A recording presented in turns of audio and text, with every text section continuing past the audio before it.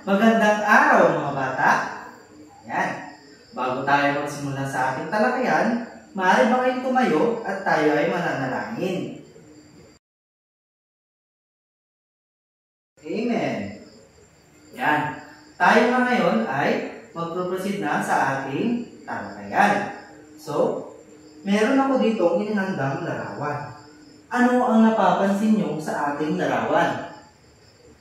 Pansin nyo nga mga bata? Tama.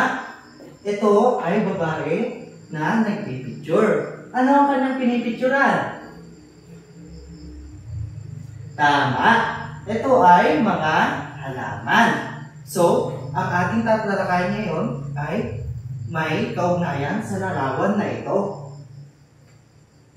Bago pala yan, ay may inihanda akong laro. Handa na ba kayo maglaro mga bata? Yan. Ngayon, maglalaro na tayo. Alam nyo ba yung larong 4 picks, 1 word? Yan. Alam ko may mga games kayong ganon. So, magsisimula na tayo. Para sa unang larawan, maaari nyo bang suriin ito at sagutan? Sino dito ang alamang sagot? Ayun, anak, maaari ka bang sumagot? Tignan nga natin kung tama ang kanyang sagot. Ayun, tama nga ang kanyang sagot. Para sa ating mga unang larawan, ang kasagutan ay camera. Sa susunod,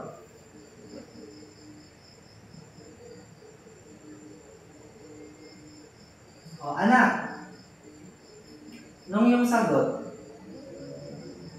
tignan nga natin kung tama ito. Tama. Ito ay mga halaman o plants. Para sa susunod na mga larawan, ano ang napapansin nyo sa ating mga larawan? Sige anak, sagot ka nga. Tignan nga natin kung tama ang iyong kasagutan. Ayun, tama. Ang sagot ay pagtatanim o planting. Para sa panghuling larawan, pansinin niyong mabuti para tama ang inyong mga sagot. Sige anak, sagot. Ang sagot mo ay, tignan nga natin. Apps. Tama. Wow. Ang gagaling nyo naman maglaro ng 4 picks 1 word. Tinalo nyo pa ako. Yan, ang gagaling nyo. So, ngayon, tayo na ay puproceed sa ating lesson. So, ngayon mga bata, may inahanda ako ngayon na app. Ang app na ito ay makakatulong para sa ating aaralin ngayon. Ang ating aaralin ngayon ay ang paggamit ng isang app para malaman ang uri ng isang halaman. Malalaman dito ang kanyang scientific name, ang uri nito, at kung saan ito native or kung saan ito marami. Naintindihan ba mga bata? So, ang app na ito ay ang Picture This. So, sa app na ito, matutukoy niya ang mga halaman, ang mga tanim na nakatanim sa ating mga garden. Matutulungan tayo nito upang ma-identify natin yung mga hindi natin alam na plants. May inihanda ako dito na video upang mas maintindihan nyo at malaman natin kung paano gamitin ang app na ito. Handa na ba kayong manood mga bata? Okay, magsisimula tayo. How to use Picture This. How to identify plants. To identify a plant, simply take a picture of the plant or select a plant picture from your photos, and Picture This will identify it instantly. A clear shot of plants with proper angle and distance will help Picture This identify plants more accurately. Mga bata, naintindihan niyo ba ang ating pinanood? May ilan na nakaintindi. So, para maintindihan ng lahat, ay ipapaintindi ko sa inyo. So, ano nga ba ang plant identification app? So, pakibasa nga mga bata.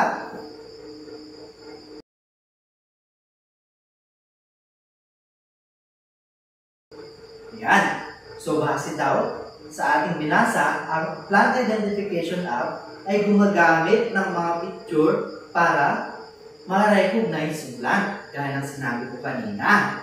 So, binibigay na ito ng mabilisan ang impormasyon na kailangan natin. Ang kanyang pangalan, ang kanyang characteristics, at ang kanyang gamit.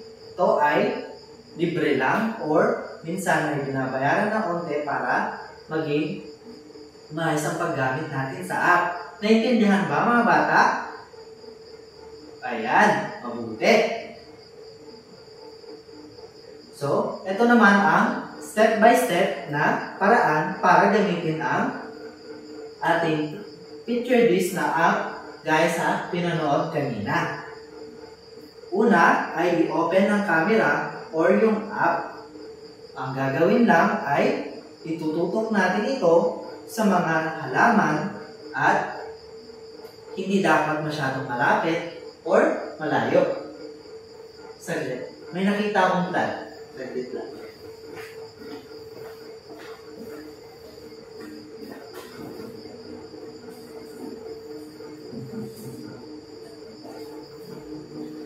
Ayun. May plant pala tayo dito.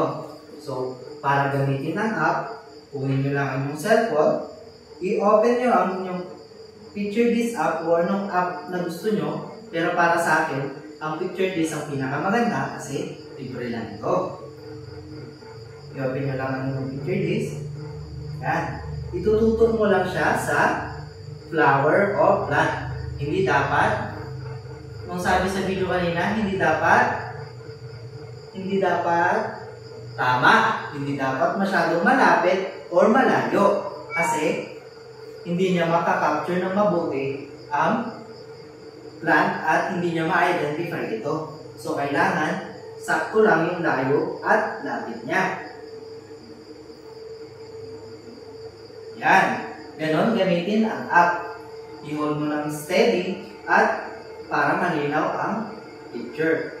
At hintayin lang natin na ma-process niya ang app. Hintayin lang natin na ma-process niya upang may bigay niya ang information. Naintindihan ba mga bata?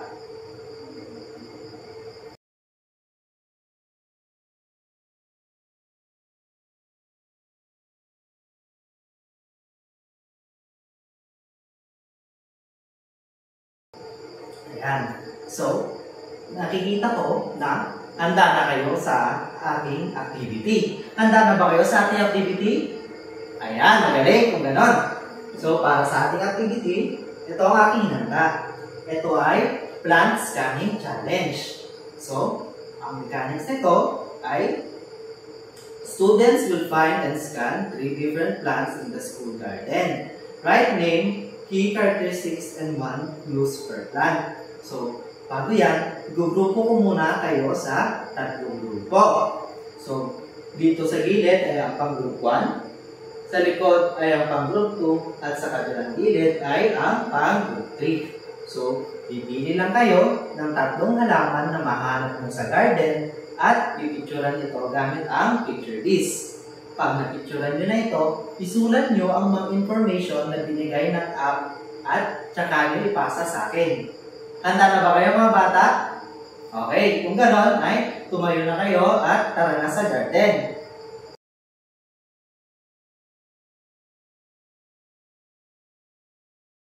So ayun, nag-enjoy ba kayo mga bata? Yan. Napicturan nyo ba yung mga halaman na gusto nyo picturan? Anong halaman ang napicturan ng group 1? Wow! Ang galing! Eh ang group 2? Maghusay. Eh ang group 3? Ayan. Talaga nga, nag-picture kayo ng mga tanim. So, at ngayon ay tapos na tayo sa ating activity. Meron naman ako ngayon inihandang quiz. Para sa quiz na ito ay maglabas kayo ng 1/4 sheet of paper at sagutan ito. Ito ang ating panuto. Habang naglalabas kayo ay babasahin ko ang panuto. Write A if the statement is true and F if the statement is false. Kapag tama daw ang sinasabi ay ilagay ang D. Kapag naman mali ang sinasabi ay ilagay ang F. Naintindihan ba mga bata? Okay, ito na, magsisimula na tayo. Number 1. Plant identification apps can be identified. Number 1. Plants identification app can identify plants on a photograph taken with a camera.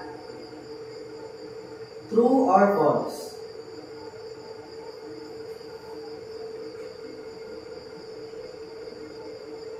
So, ayan. Meron na bang 1/4 ang lahat? Ayan. Simula na tayo. Simulan natin sa number 1. Plant identification apps can identify plants on a photograph taken with a camera. Ulitin ko. Plant identification apps can identify plants on a photograph taken with a camera.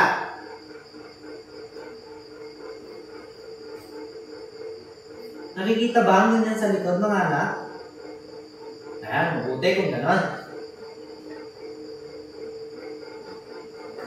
Ayan, dadako naman na tayo sa number 5. It is not necessary to verify plant information with other sources when using an identification app. Ulitin ko. It is not necessary to verify plant information with other sources when using an identification app. Tapos na ba mga bata? Ayan. So, ipasa nyo na ang inyong 1/4 at ako ang mag-check. Ayan. So, dahil